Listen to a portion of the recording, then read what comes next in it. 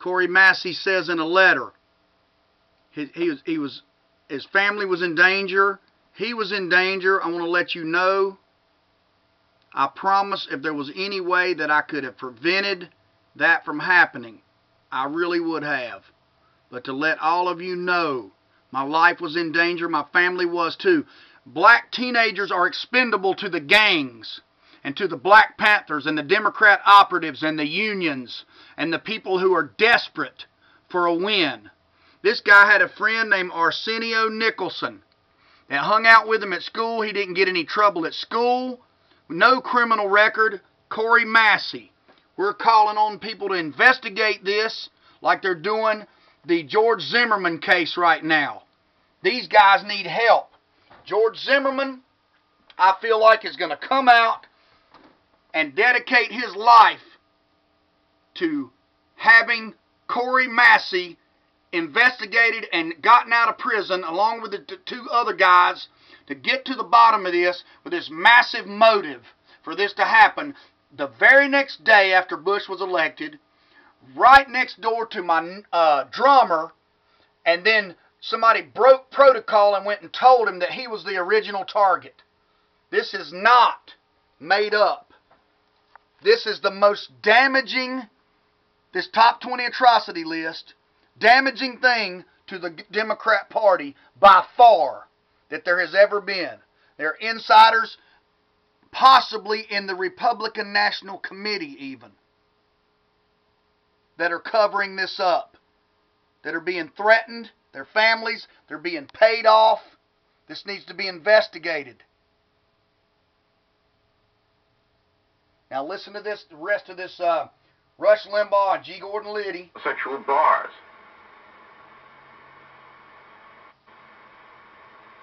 Homosexual fun, having sexual deviance can have more sick fun in homosexual bars. Are Democratic lawyer groups helping child molesters broadcast tips on how to rape children and get away with it? Well, a group of left-leaning Democratic lawyers called the ACLU are fighting hard to allow a group of homosexual child molesters called NAMBLA, or North American Man-Boy Love Association, to post their tips, this is quote, tips on how to rape children and not get caught, end quote, on their perverse website. Only a Democrat would help a gay pervert rape your child.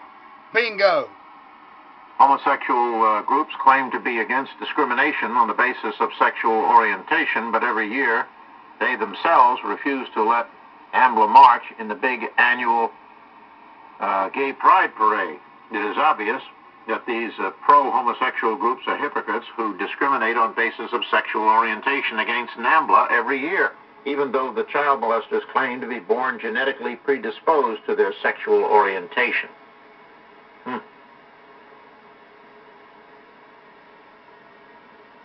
Okay, that's just some of the things that the Democrats stand for, and we'll get back to that. Right now, we're going to our callers.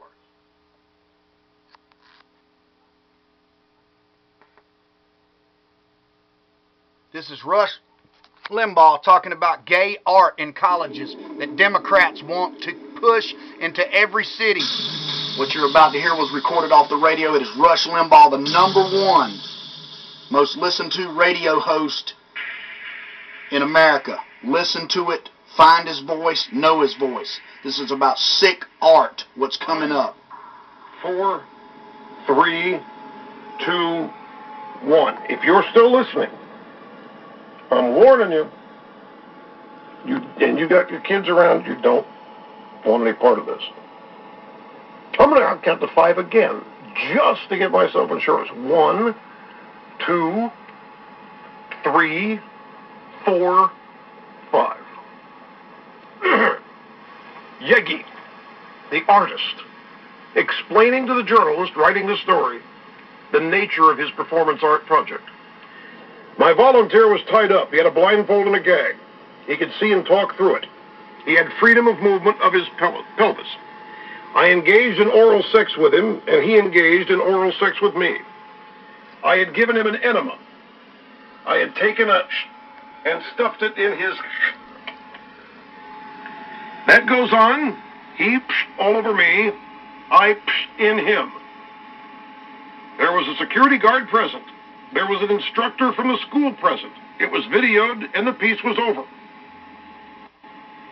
Administration officials held lengthy meetings with Yegi's instructor, Labatt. Discussions focused on the dangerous nature of exchanging bodily fluids for art's sake. Implicit was the litigiously dangerous nature of allowing this to go on in a supervised classroom at the San Francisco Art Institute. The volunteer's mother was rumored to be a judge. She witnessed this. It was now feared that the volunteer might sue. The volunteer, contacted through friends, did not want to comment for this story, but students at the Art Institute, the Academy of Art College, and the rest of the tight-knit San Francisco artistic community were riveted by the incident. The Art Institute, meanwhile, seemed to scurry into damage control posture. Which is what, given this? What kind of posture? Specific posture do you assume for damage control for something like this? I want to see that posture. You get my drift.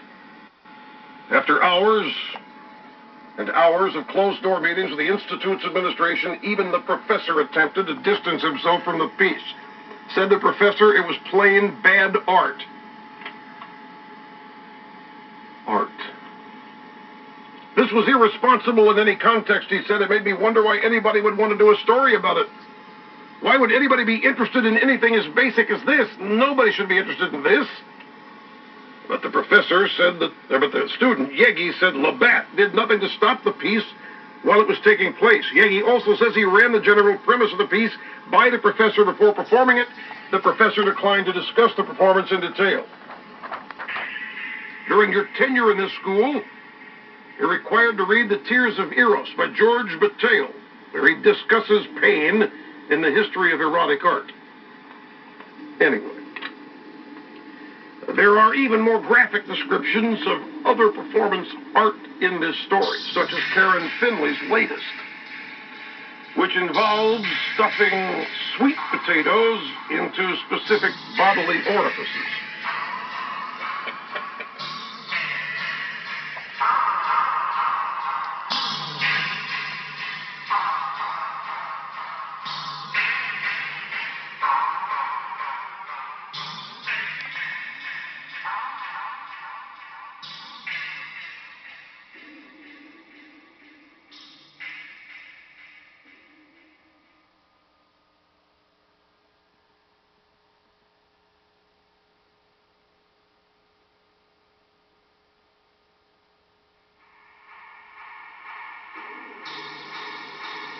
What you're about to hear is the O'Reilly Factor with Bill O'Reilly on the Fox News Channel, cable television 24-hour news show. You can also get XM satellite radio to pick it up anywhere in your car. He's talking about the culture wars. That's what we're in. We're in a battle. We're in a culture war against the secularist. Make sure you listen up and know his voice. Check out his radio show. Check out his website. Be informed. Don't be a chump. Spread the CD. Listen up. Hi, I'm Bill O'Reilly reporting this evening from Los Angeles, and we'll be here all week long. Thank you for watching us tonight. The collapse of the culture and the Janet Jackson incident is your fault. That is the subject of this evening's Talking Points memo.